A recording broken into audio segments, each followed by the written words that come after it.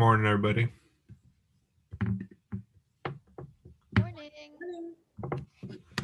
Morning. Morning. Happy Inauguration Day. Morning, everybody. Thank you for joining today, by the way. I know a lot of people are taking this day off. I'm glad we have a good amount of folks. And I think a lot of people are actually going to be joining because there's a big need for support with college applications this semester specifically. We'll wait maybe a couple minutes. And if people can just put in the chat name, who they're representing, that'd be really great. Thank you.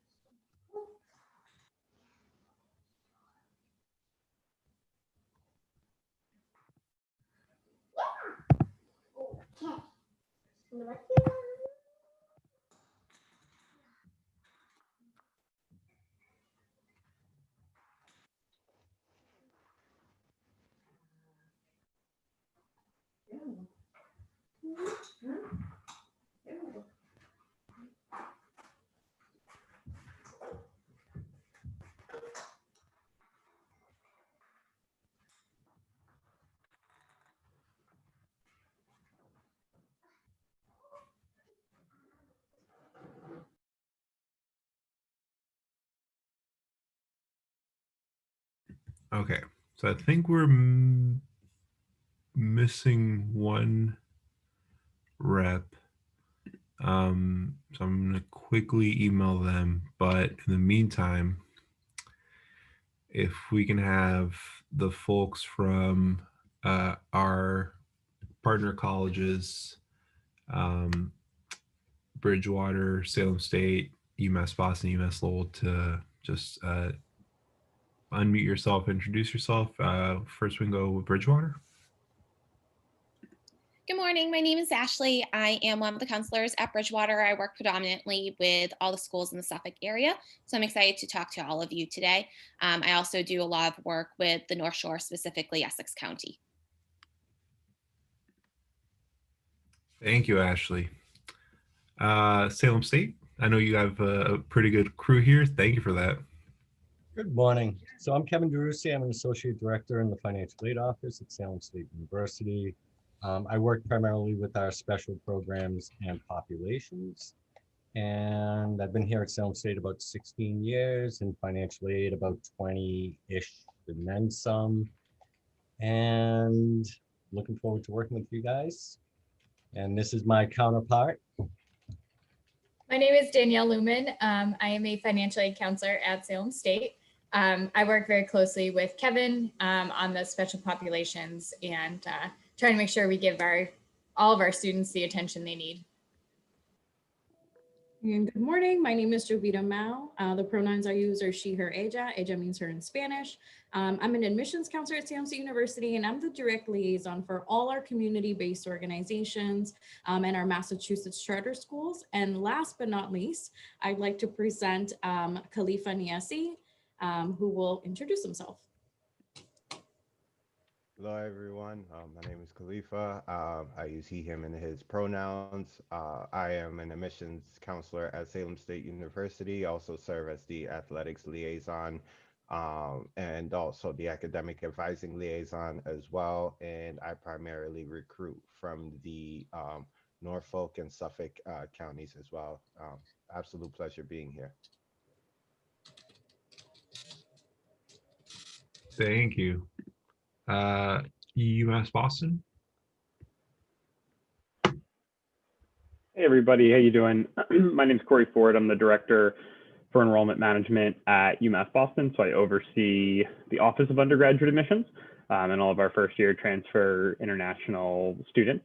Been doing a lot of work recently, always, but in particular recently, having a lot of conversations with BPS, with Catherine Chu, with folks on our campus who oversee a lot of our pre-collegiate programs. So really happy to be here and engage in this conversation. Thanks for having me. Thank you, Corey. And then UMass Lowell. Good morning, everyone. So my name is Katie Miesas. I'm an admissions counselor for UMass Lowell. I work closely with all of the college access or support programs. So that's one of my passions. That's actually where my higher education journey started, where I worked with Upward Bound for Salem State.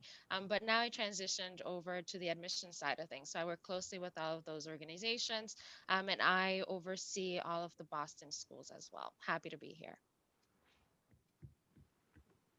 Thank you, Katie. So I think we're just missing our rep from Framingham, but I did email them, so we'll see if they join. But I think for now we got a good amount of people to talk us through some good programs and some application processes. So for folks who don't have the agenda, I think I sent it out on the Google group, but we're gonna have college presentations from each of the colleges, so admissions and just their presentations for about 20-30 minutes. I have a few questions I'll be asking about some admission factors, undocumented students, and some other specific questions, and then it'll be open Q&A from you all, whatever questions the audience has. Feel free to shoot them over. And if you want to put them in the chat in the meantime, that's also helpful too for later. But I think we can start off with Bridgewater if you all are ready.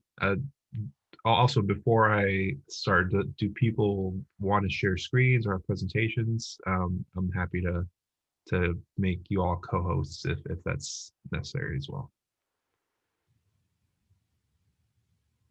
All right.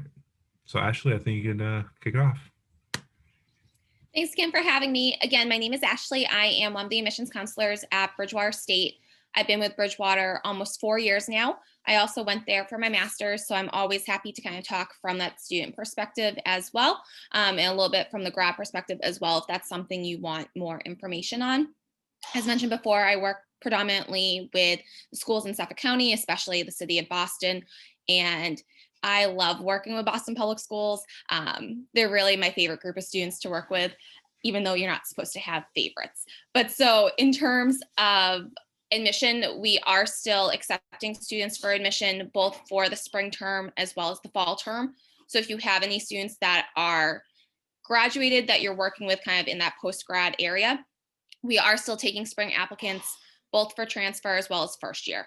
So I am trying to make sure like everyone knows we are still taking those applicants. We did adjust our academic calendar this year because of everything going on. So our term actually doesn't even start till next Wednesday. And the way we did that adjustment was we did remove spring break this year, just because we didn't want students traveling down to like Florida or other places that are more open than the Northeast, and then bringing, you know, the virus back to campus and spreading through the halls. We figured that probably wasn't the best way to go. So we did kind of remove the spring break this term and decided to do a delayed start in its place instead. So we aren't even underway yet for the spring term. For the fall term, we're hoping things will be back to normal for the fall in the sense of everyone's back on campus, classes are in person, not online, but it definitely does factor into how quickly can the vaccines be distributed. Is there another large outbreak that we need to look at and think about containing with a delayed start? So we're hoping for back on campus for the fall. That's the tentative plan, but also understanding these other factors could change that plan. And I think this past year has really been all about, can we adapt to things that change every minute of every day at this point? So in the admissions side, regular decision for us is February 15th.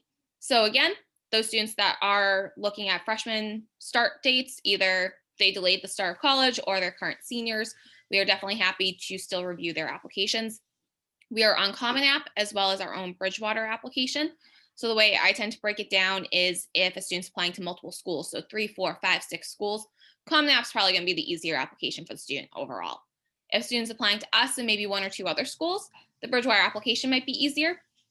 From the admissions perspective, we don't care which one the student uses. We get that question a lot, like, which one do you prefer? We don't have a preference. It's whatever is easier for the student. That's the one we want them to use.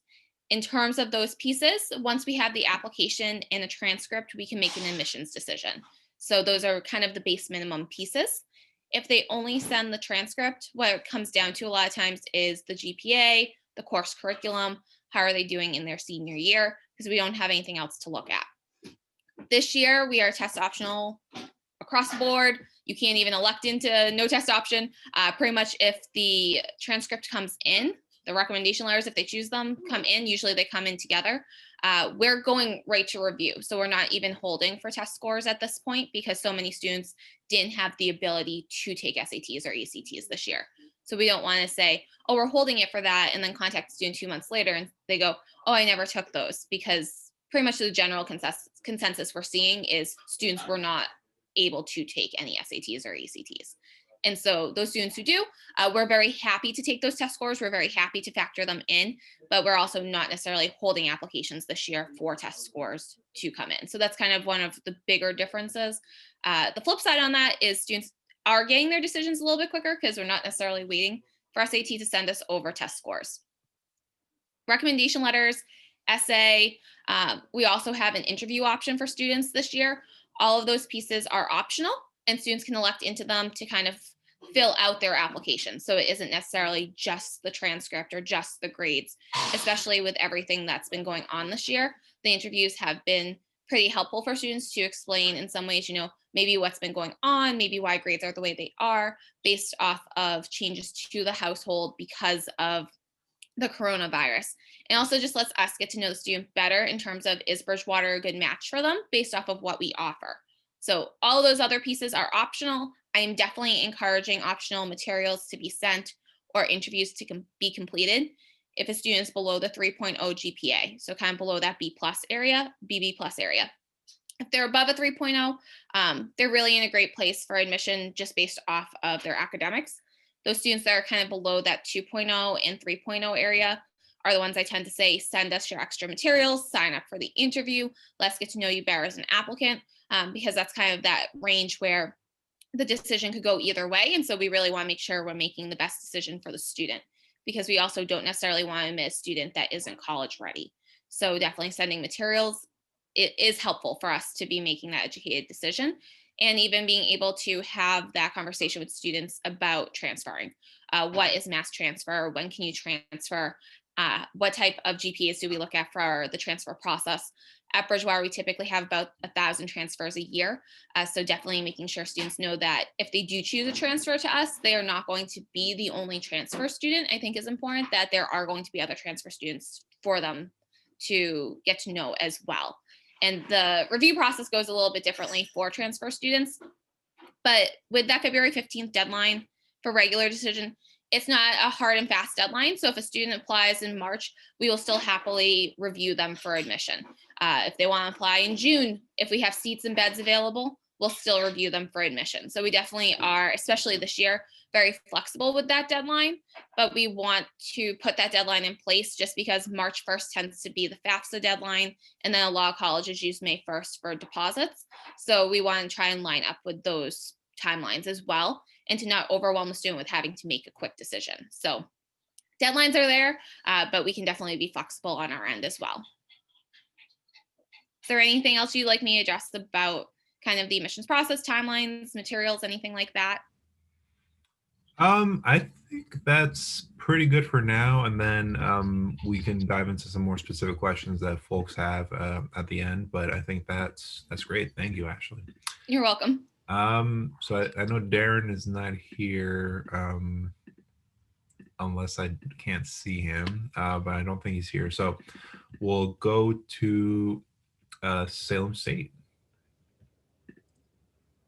Awesome. It still says host disabled. Yeah, making me co-host. There you go. Awesome. Thank you. Awesome. Well, good morning, everyone. I promise not to kill you by PowerPoint, but I think it's important for us to have visuals and kind of understand. I'm a visual learner, so I'm going to impress that upon you as well. So again, my name is Jovita Mao. The pronouns I use are she, her, ella. Ella means her in Spanish. And at the Salem State University Admissions Office, we have folks who speak English, Spanish, and French, willing and able and ready to help your students as well. Today also we'll be hearing from Kevin and Danielle, and they also have members in their financial aid team who speak multiple languages. So we always want to remind folks and families that we do want to try to be accessible, at least in the conversational piece. We know not all the time we can translate every single piece to their native language. So a little bit about Salem State. We have just under 6,000 undergraduates. We have a 13-to-1 student per teacher ratio, an average class size of 21 students. Our students truly are the fabric of our community. They represent us from 32 different states and 54 foreign countries. The three colleges that make up Salem State University are the College of Art and Science, the McGuire-Missouri College of Health and Human Services, and the Bertillon School of Business. With that, we offer 32 majors and over 100 concentrations for your students. For us, it's not just getting your student to college, but also through college. And these are some of the student support services and student success services that we offer for them. We also want to highlight our honors program available for students. Now, college doesn't always have to be serious. It's also fun. So these are some fun things about Salem State. We're Division III in athletics, over 15 different varsity teams. We have a 24/7 dining facility and 6 residence halls. And sometimes folks forget about that because we are that public university in the corner of the North Shore, located in Salem, Massachusetts. So how do your students join and become members of the Viking community? We are not on the Common App. We have our own application right on our website. We can always offer an application fee waiver. If your student does, for some reason, have to pay the fee waiver, it is $50, but please don't allow them to do that. Let's save that for something else. Work with our office to get that waived. All we need to review is the application, which you know is only on our website, and a high school transcript. We've been test optional since 2017, I believe. Right after UMass Lowell went test optional, we followed suit. So thank you for leading us in that great example. We don't require essays or recommendations either. Those are truly optional pieces. And we are rolling admissions with the exception of nursing, which did have a strict deadline of January 15th. And almost every year, we do have a free application promo. For most Massachusetts state universities, which our colleagues from Bridgewater and Framingham are here today, this is pretty much the same consistency, but every school can raise the option of what those units that we're looking for are recommendations for general admission. So basically, in essence, for Salem State University, we're looking to admit a student who has a 2.5 or above. That's about a B+ average in most of their courses with all pertaining units. But there are 6 majors that we consider competitive and have specific admissions requirements, nursing, biology, music, art, theater, dance, all of these programs in theater. So the music, art, theater, and dance, we require the audition. So they have the same admission standards. We just require the audition. It's not enough to have the academics. We also got to see the talent. And because of COVID, everything is being submitted virtually or online. Biology, because it can lead to, professional licensure in veterinary, dentistry, whatever it may be. They do require a 2.7 or above in order to be accepted directly to the biology major. And nursing is competitive all around at all schools. And we require a minimum 3.0. And we always just like to remind students and families that having the minimum doesn't guarantee admission, but it puts you in the consideration, particularly when we're talking about programs such as our nursing program. Now, some of you may be sitting there and say, geez, my students aren't really hitting that 2.5. Does this mean that Salem State is not going to be a good fit for them? Absolutely not. Salem State is very blessed to have a pathway program. We call it Summer Bridge Academy. This is for students who don't meet that 2.5 or above, but have at least a 2.0. We would offer them the extension to join us on our campus the summer before their freshman year. They would complete a 6-week summer program, take a mix of classes, learn a little bit about themselves, get some TLC on academic and time management. And as long as they pass all their classes and there is that want to stay at Salem State, they can for all 4 years. And there are tons of benefits that students get that are tangible and intangible by being a Summer Bridge Academy student. Now, you still may be sitting there and say, I don't even know if my student is going to graduate high school at this point. Like, we're just trying to get them across. So if your student may not be leaving your high school or your program with a 2.0 or above, we encourage our students to use the Massachusetts Community College transfer pathways. Or if they get accepted by a private university, they can always transfer to Salem State if that's the goal. And typically our criteria is 12 credits or above and a 2.5 or above. So what is the investment that Salem State is asking for from your students and their families? As an in-state student, we're looking if they're thinking about commuting just under $12,000, and as a residential student, slightly over $25,000. This is the sticker price the most a student would pay because this is before any financial aid or scholarships. And then the next slides are from our colleagues. So I'll give it over to Danielle or Kevin regarding financial aid because they're experts. I always forget that. You would think after 9 months, 10 months, I'd know to unmute myself before I start talking, but hey, these are unprecedented times, as everyone likes to say. So basically, I mean, financial aid is financial aid across the board at any state institution. Students need to file the FAFSA. We have a priority filing deadline of February 15th. We've actually already started awarding our incoming freshman class. We started, I believe, the first week of December. We got about our first 1,700 awards out. You guys, I know how to do the FAFSA.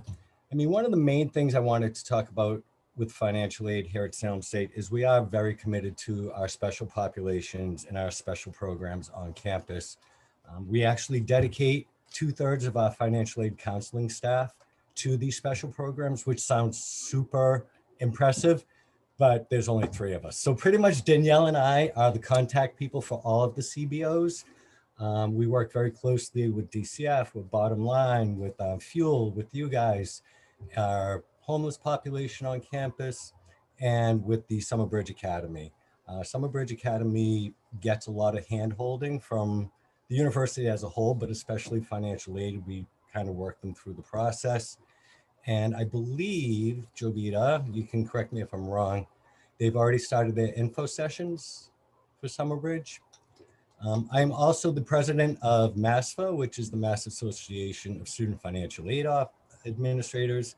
We present FAFSA Day every year. So if students are having a hard time doing their FAFSA, or they have questions, or they're confused, they can call that toll-free number or email fafsaday@gmail.com. And it's not really a day, it's still ongoing, and it's set up across the state. So there are different locations where as the president of MassFA, I'm really not sure how they're doing virtual appointments to do the FAFSA, but if students have questions. And, you know, this is the financial information that students would need depending when they were planning to attend. So if they're coming in the fall, we're going to be looking at 2019's income and taxes. If they're coming in, if they're juniors this year and planning, you know, in 2 years to come to Salem State, we'll be looking at 2020. But as we all know, it's been a mess. Danielle has been doing the majority of our appeals. Danielle, do you want to just kind of talk about special circumstances quickly? Yeah, absolutely. So, I mean, obviously, right now it's such a challenging time for families and students, and many students have reached out to us.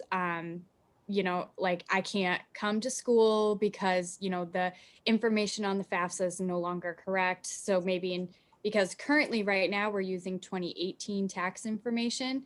So clearly, you know, if a parent just lost a job due to COVID, you know, that 2018 tax information is not correct. In that situation, we would do a special circumstance appeal. Basically, we would have them write a narrative explaining what happened. And then we would request the documentation to support it. And this will, I mean, this will continue as we continue to feel the fallout of COVID-19. So it is ongoing, and you'll probably experience this at most schools.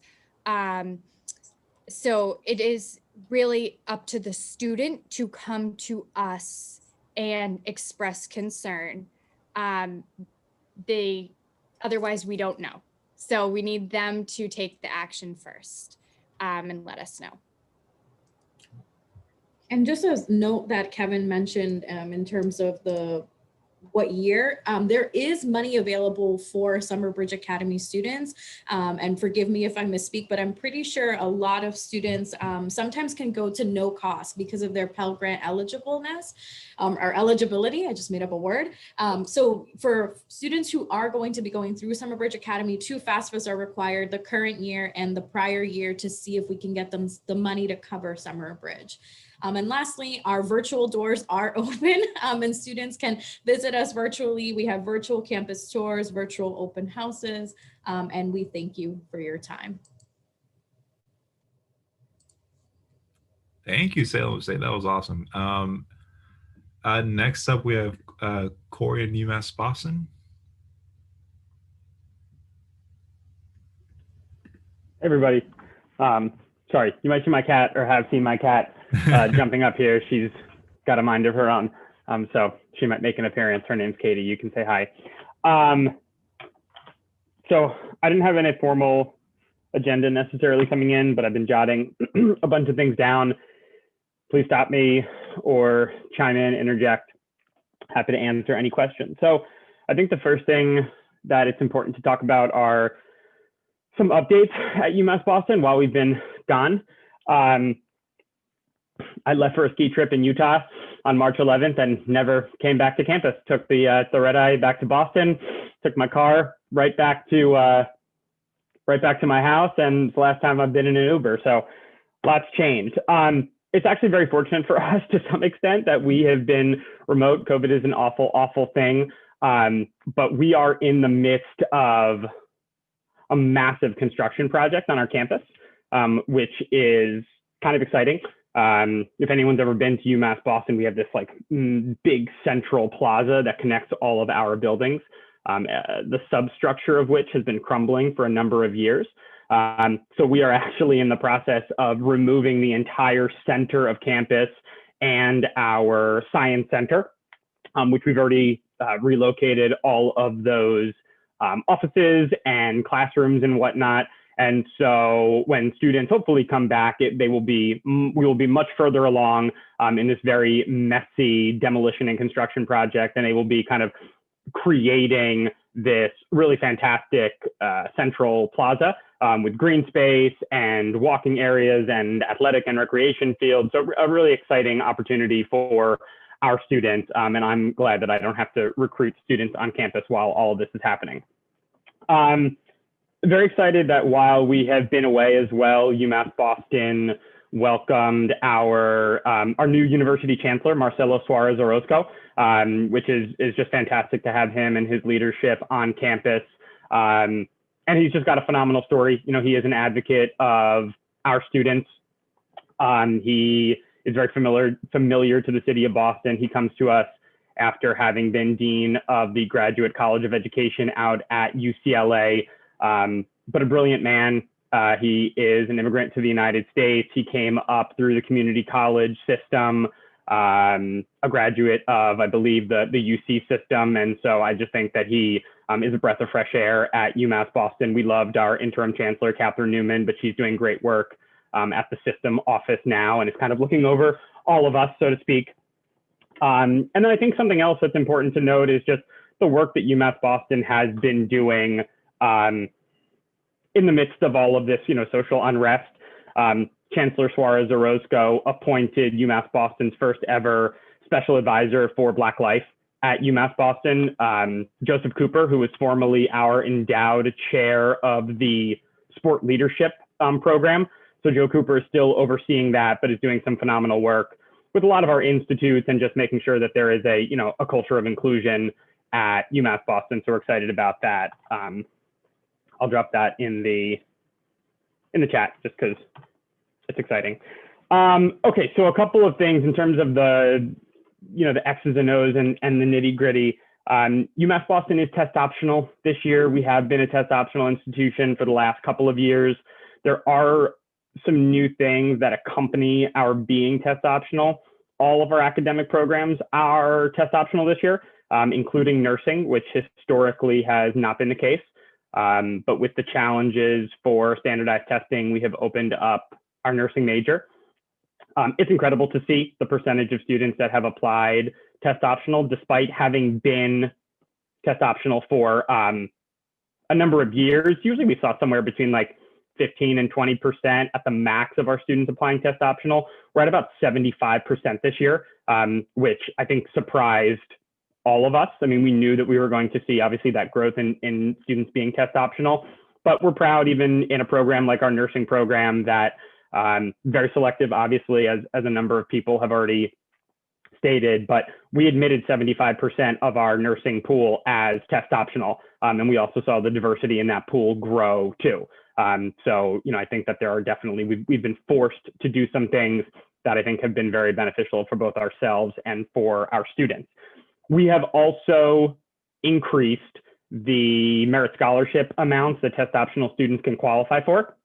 So we're seeing students that are test optional now qualifying for our dean's and our chancellor level scholarship, which up to this point they would not have been able to qualify for. So I think that there is, you know, kind of some good equity taking place there. You know, one of the reasons I had mentioned earlier that, you know, we at UMass Boston have been in really close contact with Boston Public Schools and Catherine Chu in particular, because, you know, coming out of our early Action 1 deadline, we were particularly alarmed with application numbers. We actually have seen an increase in overall application numbers, which is great and not necessarily the norm. But when we looked at students applying out of BPS, it was particularly alarming. So like, despite having been up in overall applications, in late December, we saw ourselves down about 17% in Boston Public School apps, which is, again, it's not necessarily a self-serving thing, but we know that at UMass Boston, how we serve BPS and those students and that community. And what we saw when we did our some clearinghouse investigation coming out of the fall 2020 is that there were so many students that had been admitted to UMass Boston that just ended up going nowhere. And we know the hurt and the pain of the Boston community and what COVID has done. And there are some, you know, schools and some communities that have been particularly hard hit. And so we just kind of wanted to jump in and try to reverse the trend, right? I don't even necessarily care if they come to UMass Boston, but I think it's important that, you know, that they're pursuing higher education, preferably public higher education. And so, you know, that's kind of where a lot of these conversations started. Now, I'm pleased to say that we've definitely seen our BPS numbers rebound. But it's still a little lopsided. I mean, we see ourselves up about 3 or 4% overall in-state applications and still down 3 or 4% in BPS. So, you know, the UMass Boston contingent is meeting in next week with BPS guidance counselors and Catherine Chu. But, you know, just wanted to kind of come here to really hear from so many of you if there's anything that you're seeing or hearing or things that we on the admission side of the house can be doing to assist you and the students. We do still have a regular decision deadline that is forthcoming. So we have a February 15th regular decision deadline. We like to try to move our students towards that deadline. We recognize that this year is unlike any other. So of course, if there are students that in March or April, you know, or even into the summer that have their plans set on other kind of post-secondary options and that falls through, you know what I mean? We're happy to work with them at that point.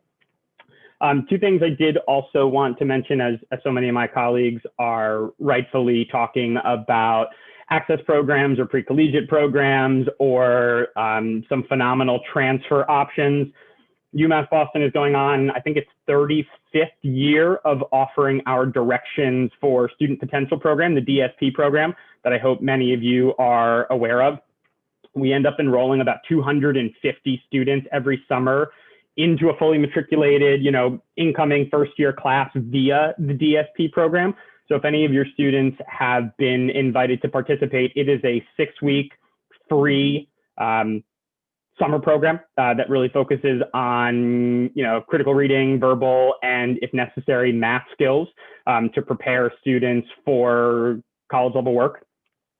So please, you know, advocate for that program and for your students. Again, it is free, and all of our DSP students that are eligible will receive a financial aid award letter right now, kind of in lockstep with admitted students, because we know obviously being able to forecast educational costs is paramount.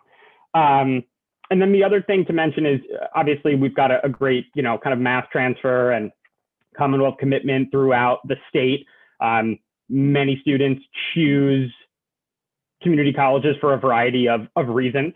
And I think that they're, you know, phenomenal. UMass Boston recently, within the last year and a half, has worked really close with our largest feeder community college, that being Bunker Hill Community College.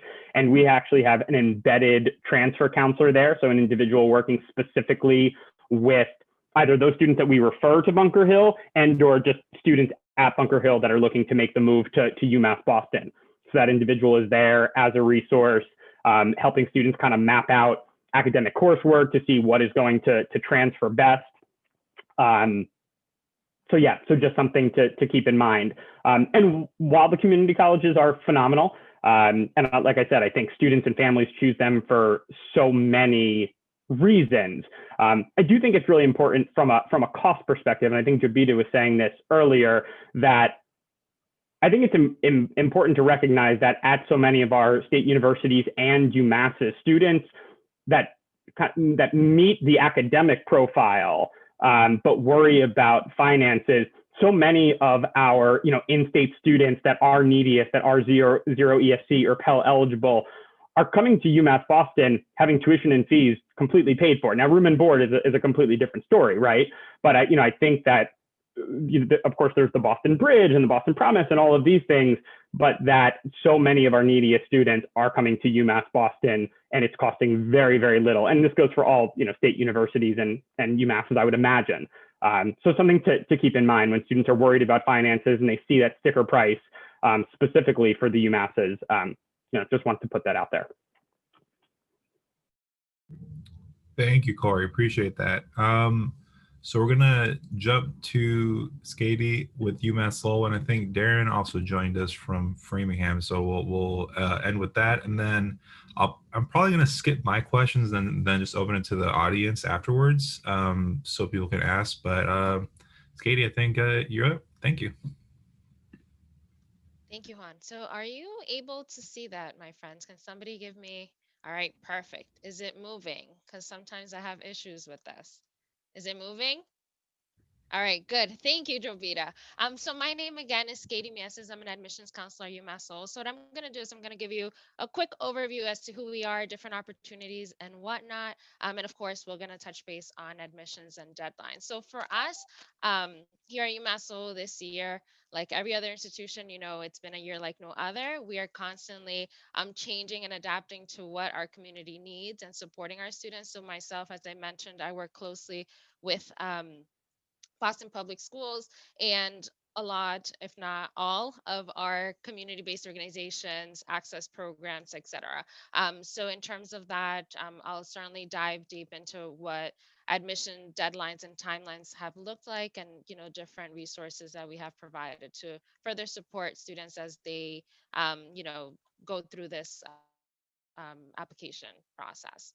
So this is a snapshot as to what our beautiful campus looks like. So we are divvied up into three different campuses right in the center of Lowell. So here we have North, East, and then further down we have South Campus, and I'll explain a little later as to which colleges are housed where. But this here, we are a public research university, around 11,000 undergraduate students. 83% of our first year students stay with us, which is huge, very important. And again, that just speaks volumes as to the university adapting to the students' need and supporting them. 17 to 1 student to faculty ratio. We have students from all over, 50 states represented in 122 nations. We are also we have 38% of our students identifying as students of color, so constantly working very hard to maintain this percentage, but also increase it as well, with providing additional support for our students with, from lower income backgrounds, first generation populations, Latinx, whatever it is. Very diverse campus, and always looking to support and provide for our students. So these are our colleges. So we have 6 colleges, and then we also include our honors college in there as the 7th college. So we have our College of Education, College of Fine Arts, Humanities and Social Sciences, our Francis College of Engineering, Kennedy College of Sciences, Manning School of Business, and lastly, we have our Zuckerberg College of Health Sciences. Within all of these colleges, we have 120 majors that our students can choose from, and around 70 or so master's and doctoral degree programs as well.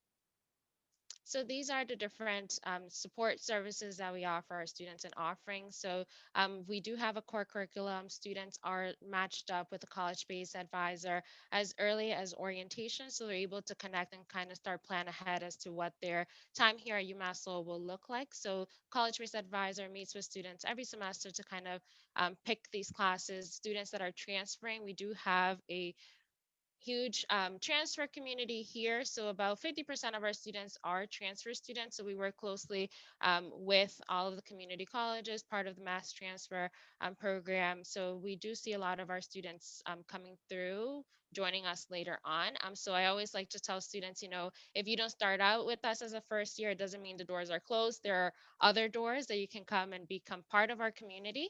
So those students are linked up or connected with a transfer coordinator that starts working with them pre-application phase, and then once they are on campus, they work closely with them as well.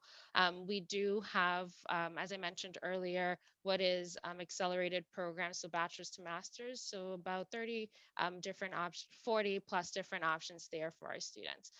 Also, we will certainly dive into this later on. As to how we support our students of color, first generation students. So we have our Riverhawk Scholars Academy. Students are invited directly into that if they have disclosed on their Common App that they are first generation. So this is essentially a mentoring both on the academic sense but also the social sense for our students, so how to navigate campus, and then also a check-in. This may be the first time that our students are away from home. They could get homesick, so they have a coach who is a staff from the Riverhawk Scholars Academy program, and then they are matched with a peer leader, which is an upperclassman that went through the program and is there to not just help them in terms of the academic sense but also that social aspect of being a student at UMass Lowell. So scholarship opportunities, research opportunities, things that they have done throughout their time at UMass Lowell that can be beneficial for their little brother or little sister. So that's the idea behind the Riverhawk Scholars Academy. And ICARE is the acronym stands for an initiative for college access, retention, and excellence. So this program was just piloted this fall, and it started out. It's essentially a wraparound cohort model between what is our Office of Multicultural Affairs and our college-based advisors working together to support what, as I mentioned, some of our access or college programs partners. So right now, the programs that are included within, we're working closely with Bottom Line, Let's Get Ready, A Better Chance, and some specific high schools in Boston.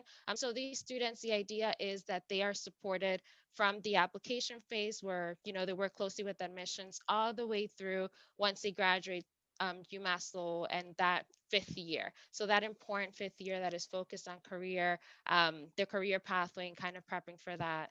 So that's the idea behind iCare. So that is fairly new, but the idea again is to support our students and go beyond what is just the academics. So the student as a whole, and then also that career prep piece to it. Again, as Jobita mentioned, college is also about fun. So here we have lots of ways to immerse our students in what is different cultures, get them out of their comfort zones, out of the classroom and into the world. So that can be very different. For some students, it can be focused on career building. So participating in co-ops, internships, we have both of those available, study abroad opportunities, difference makers, which is kind of like Shark Tank here at UMass Lowell. So students can start out their business or just make their Shark Tank dream come true. So that's things that we're very proud of and, encourage our students to take part in. 275 clubs and organizations. We are D1 in terms of athletics. We have 16 NCAA teams. Hockey is huge. We don't have football. So if you have any students that are thinking about football, we don't have football, unfortunately, but we certainly do have hockey, which is the equivalent of that. As you can see, those get quite rowdy. Rowdy is also our mascot. You see what I did there? So that's one of our games. Again, a great way for our students to be part of the community, get out on the social scene and learn more about who we are and what else is out there. Housing is guaranteed for all 4 years. We also do have living learning communities on our campus. So students can live with like-minded folks within their same major or an interest that they have. You'll never go hungry. Lots of food around UMass Lowell and on campus as well. So we always like to throw that in there. And then lastly, talking about admissions, these figures here kind of give you the ballpark. So students for the class of 2019 joined us with a 1236 average SAT. And an average GPA of a 3.6. Rest assured, not everybody's coming in with a 3.6. Typically, what we're looking for is for students to be at a minimum of a 3.0. We certainly do have alternative ways for our students to join us. So we do have a reserved placement program. So it's RPP. In this program, we work with or partner up with Middlesex Community College. So the way that it works is students within that 2.6, 2.8 GPA range. What the way that it works is that first year, so that first fall semester, they'll take classes at Middlesex Community College. They do well, maintain a GPA, meet the credits. They have guaranteed admission with UMass Lowell for that spring. While they are at Middlesex, they are just taking classes there. They are certainly welcome to live on our campus. They have a counselor that works with them or an advisor that works with them right on UMass Lowell property or campus. And then they also have access to all of our resources. So they can easily go into our libraries, our tutor center, our writing center, and they will be supported or assisted. So that's a little bit of the RPP program. Our deadlines this fall, we added a second early action that is new for us. The idea again was because we had a tendency of forever extending our early action one deadline. So we provided a second opportunity for our students to apply early and be admitted into these competitive majors such as engineering, computer science, any of those. Nursing still remains to be in EA1 applicant only. Major that is the only major that has that hard deadline, and then our regular decision deadline is coming up for February 5th. We are talking about potentially having what can be an RD2. So just we don't know what we're going to call it yet, but just know that students will still be reviewed after that February 5th deadline.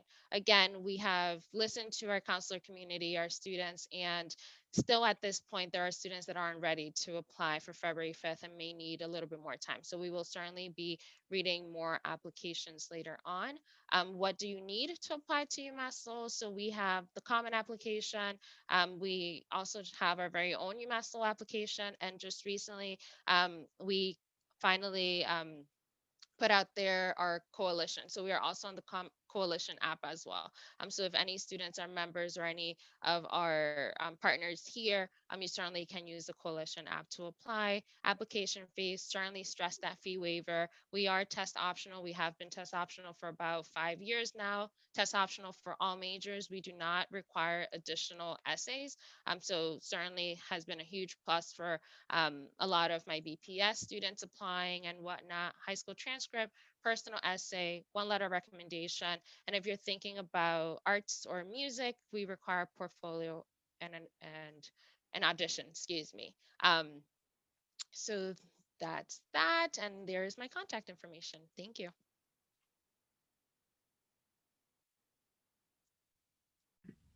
Thank you, Skady. Appreciate that.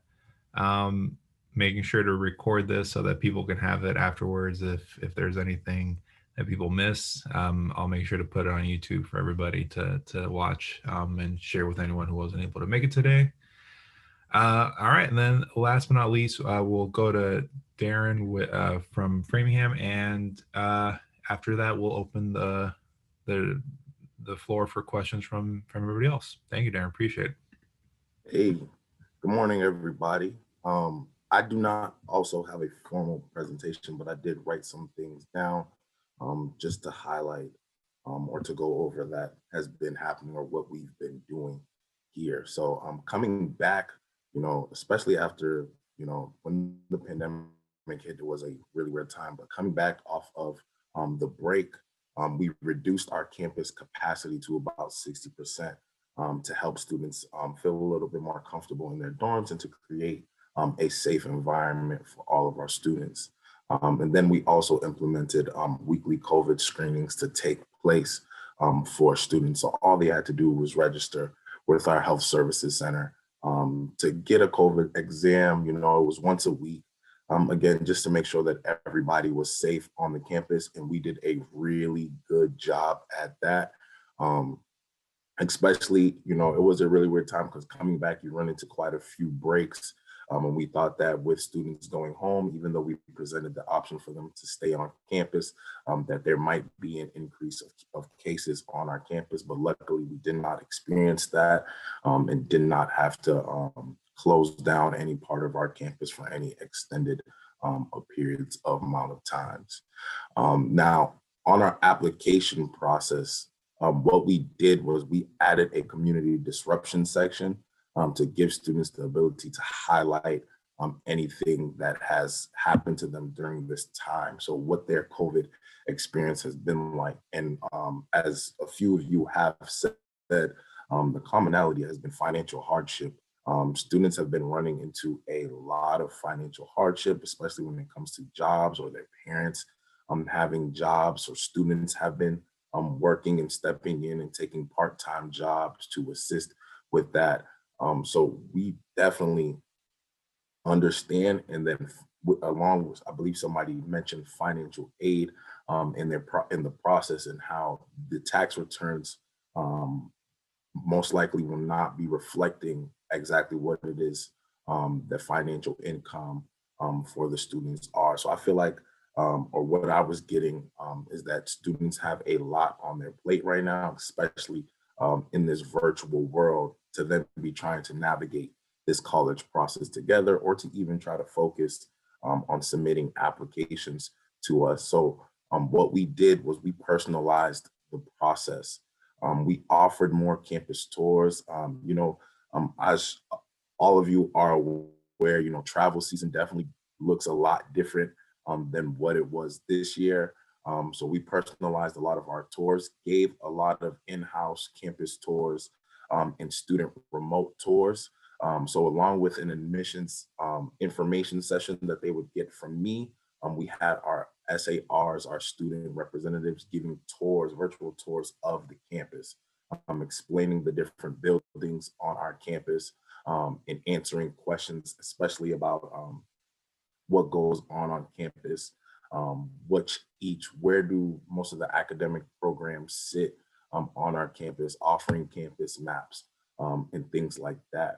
We also added self-guided tours. So when we added self-guided tours, there was a huge increase in our self-guided tours.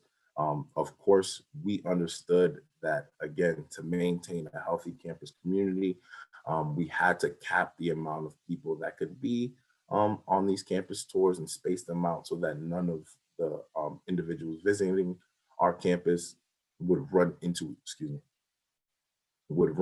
each other, or things like that. We also, because of the COVID and all the restrictions, so all of our tours, they have not been able to see the inside of our academic buildings because of the COVID restrictions. Now, with all the different information sessions that we added and the high school visits, individual classroom visits that we've been on, we've added personalized counselor meeting sessions. So if students have had any questions on our webpage or even in our email, so if there's been an email chain with any of our students, there is our link to our individual personalized meetings are at the bottom of our email chain, so that we can one-on-one chat with students, whether it be through a Zoom call or a phone call, whichever works best. You have freedom to schedule a time. Our availabilities are there for the session. So for any and all questions that are needed to be answered that students may need, we made sure to make ourselves available for that. In my territory, as I work with Worcester, Boston, Brockton, and Lawrence as well, I incorporated panel sessions for those students.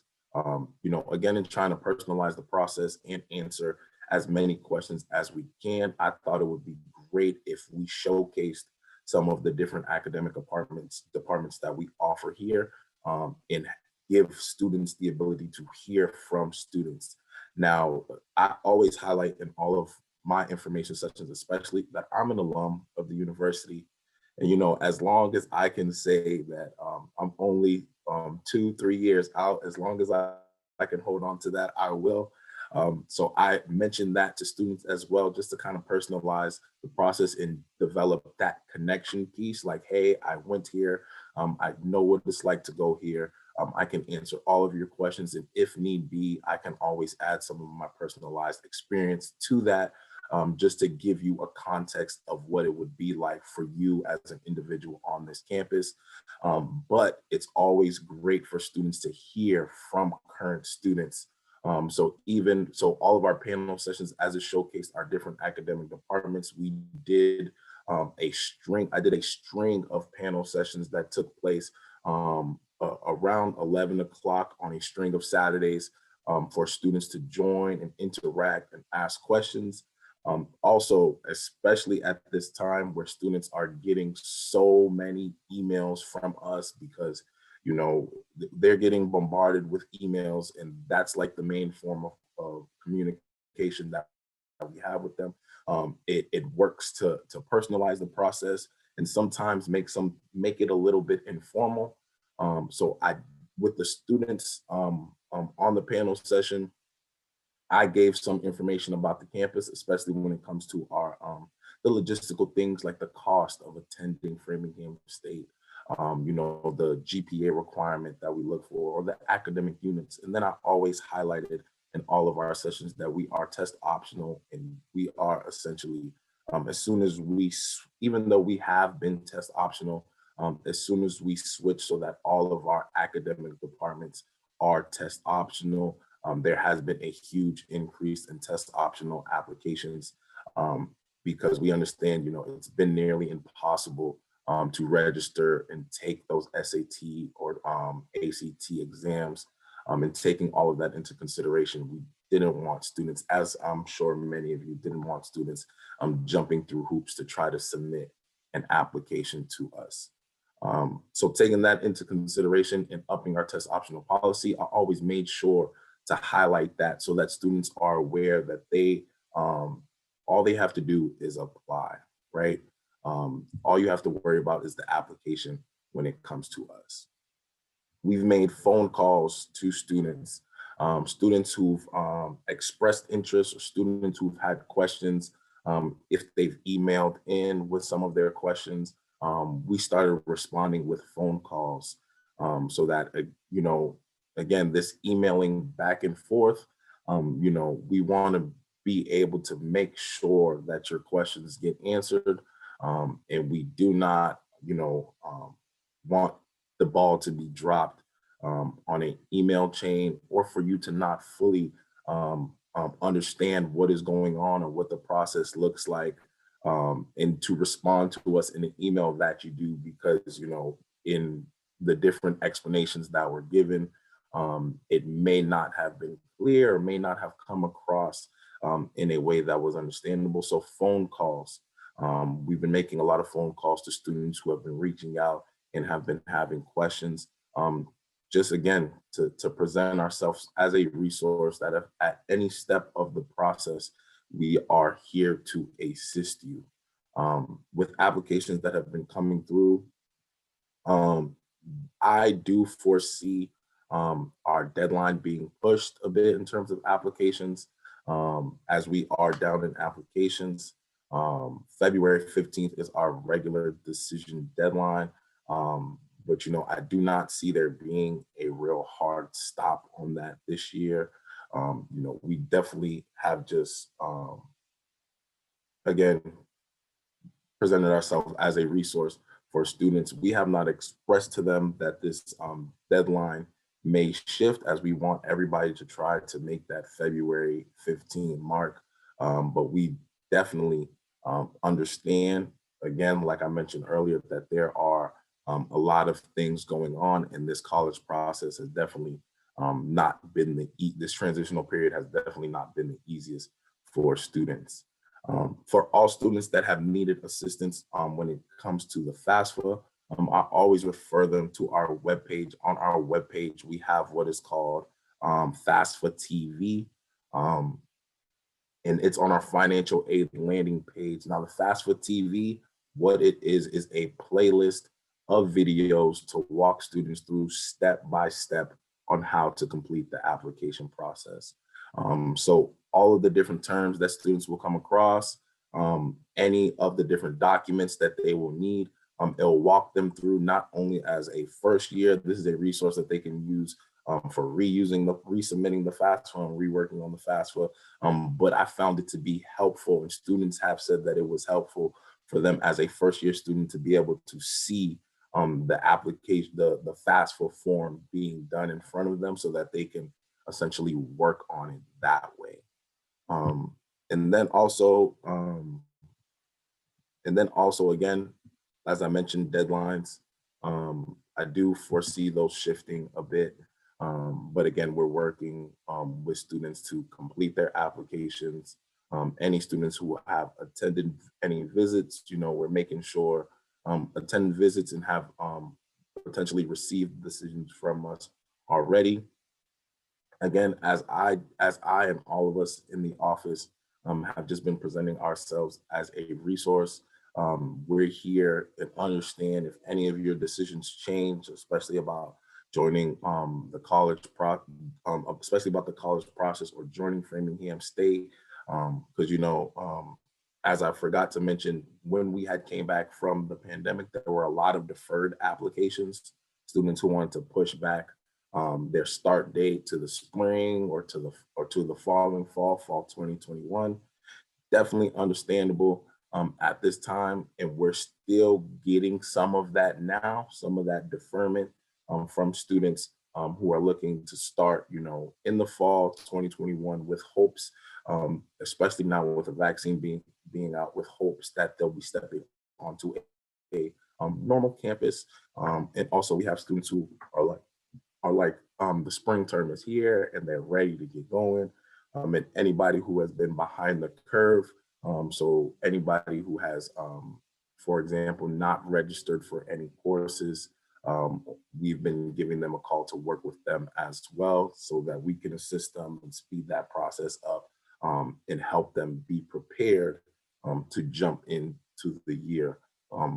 So, we really want students to be successful when they get here.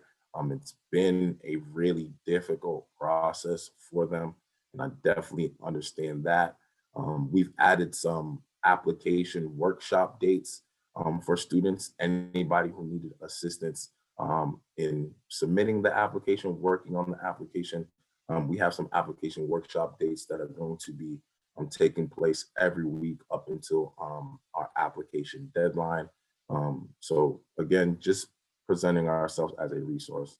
And again, those application, as I mentioned, those application workshops, they're going to be taking place at 2 to 3 times a week. And it will be both for the Common App or our FSU application that can be found on our webpage. And we left enough time in there so that for students who register for these sessions, once they submit their application, because the application process, it's a pretty quick process, especially if as a counselor, if you know what it is on your application, you can have those conversations with these students and assist them in applying. But we left some space there for them to ask any of their questions, whether it be about the application process, about athletics when they get here, what campus life is going to look like, any major or logistical questions that they may have.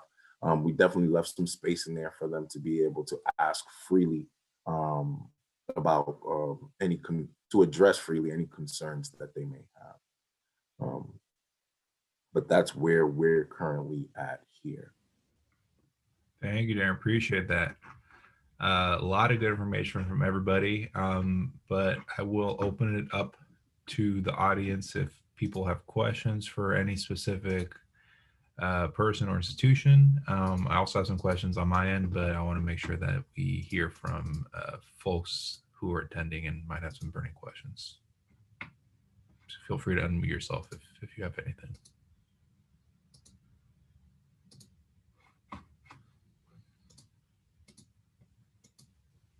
Is it all right if I ask a question?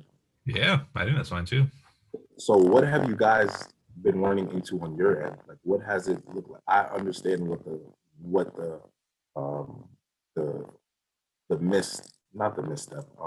it's been looking like on this side for the admissions process, looking at applications, speaking to students.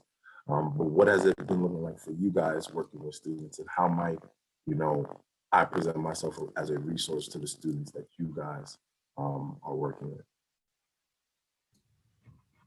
I think our students at BPS specifically, we're struggling a lot with completing FAFSAs and even attending school virtually. So it's a big effort just to get students to get in contact with them really sometimes. So that's been a big lift for a lot of the people on this call. So FAFSA is a big one. Getting college apps out has been really big. So we've seen lower numbers than we wanted to. And that's why I reached out to you all at some of our partner institutions, some of our most attended institutions from Boston to see what we could do to at least get the folks on the ground to learn a little bit more about the process and see if putting names to faces, right? To see okay, if we need to go here, we can reach out to this person or whatnot. So that's been, I hope this is helpful. And then getting some more specific questions about, supporting students from underrepresented backgrounds or schools. That was really helpful about some of the specific programs at each of the institutions. I don't know if anybody else has anything. I think Portia. Hi, this is Portia at Weston-House.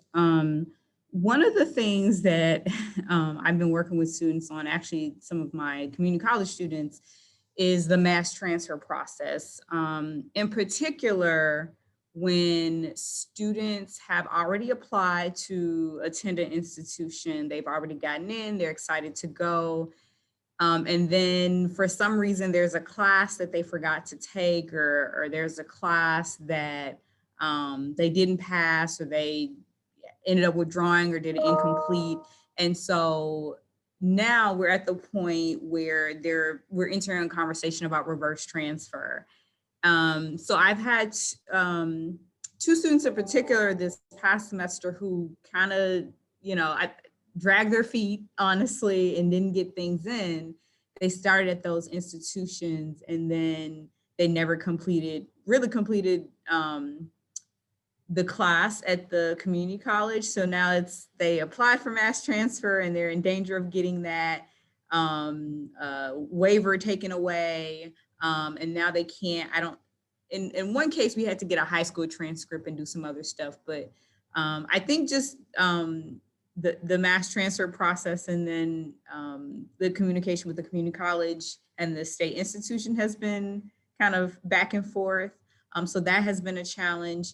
And then also the verification process. So just trying to encourage students to check, specifically community college students, to check their new student email at their other school so they can get informed about all of those additional documents that they have to submit. So I've been working with a lot of students on their transitions from community college to the state institutions.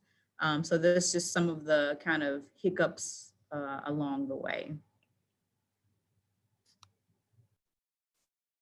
I think that in terms of the high school students that we work with at Hyde Square, especially in this year, and it sounds like you're already like doing some of that, Duran, but like the talking to them about the value of pursuing higher ed and just like really speaking on like your personal experiences, just like as admission counselors, like what were your personal experiences and like how has pursuing a college degree benefited your life personally, and just really appealing to them as the human, I think is a way to really get to them, because with everything going on, I feel like a lot of them are just asking, what's the point?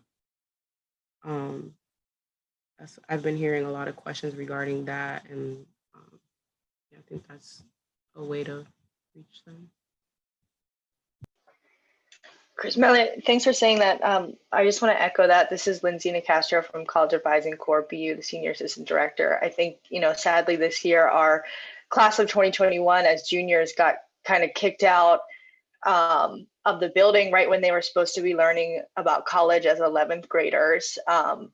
And they haven't really had this senior year where they've gotten clubs or prom or extracurricular activities or this kind of connection and community. So talking, I think it was Salem State who was like, college is supposed to be fun. And these are the aspects that really bring our community together. And this is the connection points. I think a lot of our students are seeing riots and insurrections happening in the world, and their mental health is really just at stake.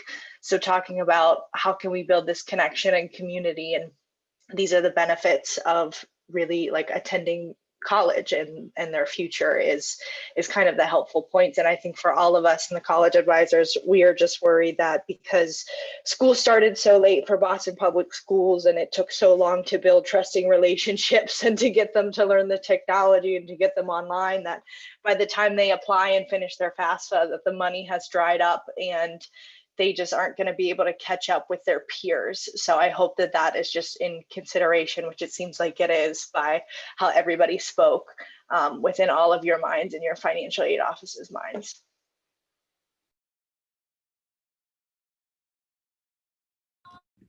I'll also add to that, thank you, Chris Millie and Lindsay, that I'm currently working at Hyde Square with our seniors now, and we have about 13 seniors, and they pretty much have all at least submitted in one application at this point. But prior to that, and this was prior to all the events that occurred recently, it's also interesting to see how our young people are actually advocating for themselves and asking those essential questions, such as, well, if I'm going to be learning online, why are they charging me these fees? What's the use of going to school if I'm not going to have access to student activities, if I'm not doing anything on campus, so why am I getting charged for it? So I find that very fascinating and encouraging to know that our students are right now in a time where they need to be resilient and they need to be um, aware of what is around them and what is in front of them. And for them to question specific fees, which I also agree with, why are they being charged fees for things that they're not having access to, is a much bigger issue that needs to be addressed if we're all forced to do online learning. And so I'm just pointing that out because our young people are doing that. And I commend them for actually being advocates and being aware of their financial situation, their emotional situation, their mental situation in the next couple of months, because yeah, they have been taken away those luxuries of regular seniors of having that experience. And they're going through this online learning experience right now to prepare for something that they've never been prepared for, like no one else has. And again, I'm just gracious to be in the space, the virtual space with them when they're talking about, well, this school is going to charge me this. I don't know if I want to do that. I need to find somewhere where it's financially I'm able to go. My mother hasn't worked in a couple of months, and so on and so forth. So these stories are heart-wrenching, but at the same time, they're brave. These students are brave, and we have to acknowledge that the fact that they're not the normal seniors that we're all accustomed to working with, because these particular group of young people are going through a really different time than no one else has, even us. And the fact that they're questioning things for their future is something that I truly commend and support them on.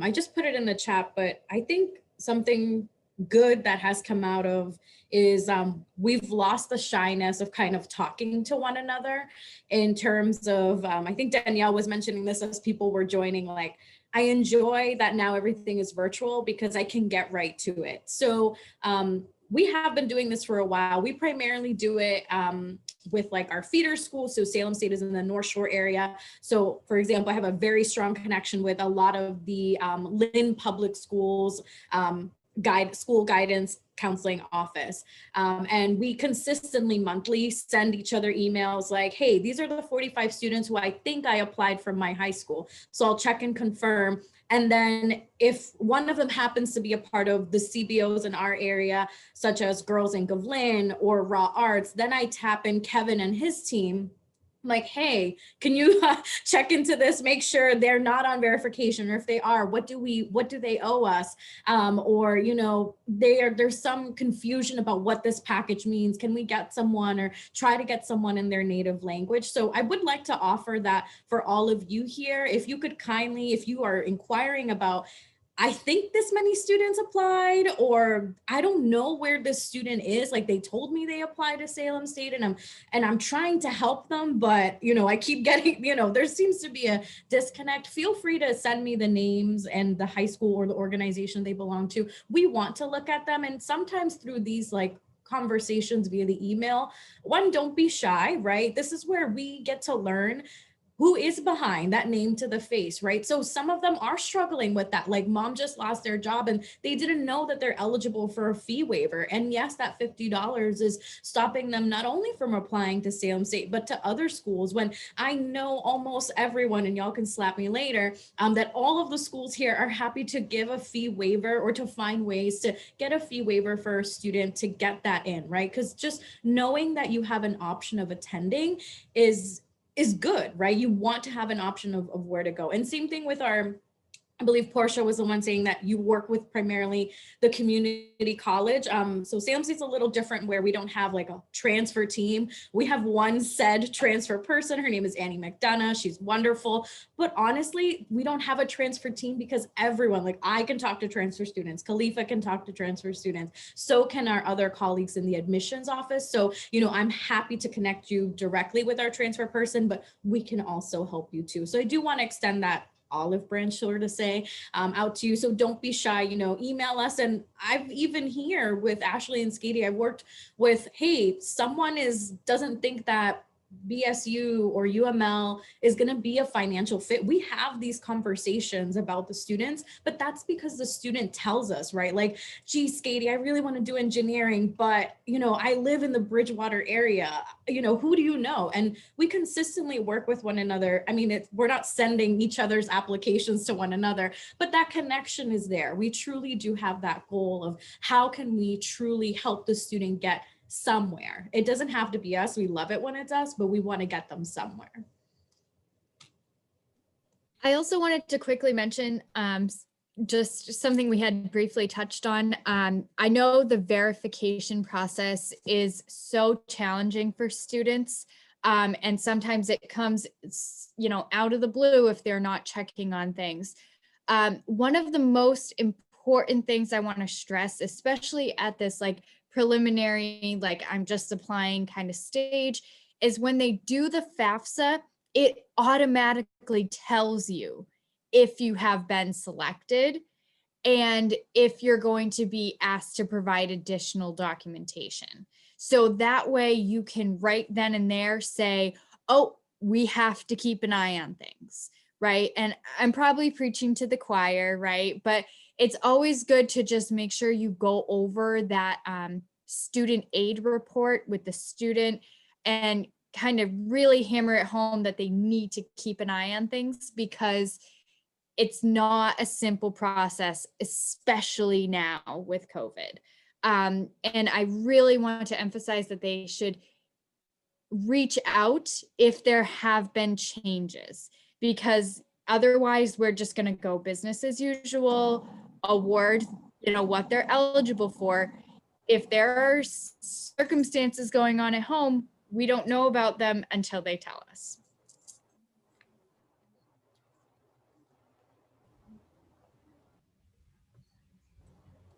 Thank you, everybody. I think that was it for us. I don't see any other questions from folks. I know we only have about just under 10 minutes. So if there's nothing else, I'll make sure to end it now. I think everybody put their contact information in the, oh, and Elizabeth, thank you for inquiring about the contact info. Yeah, please put that in there. I'll make sure to also get that information and put it in the notes so I can send that after this, and I'll upload the recording to YouTube for people to come back and watch if they want to watch the presentation or just get some specific information about a program.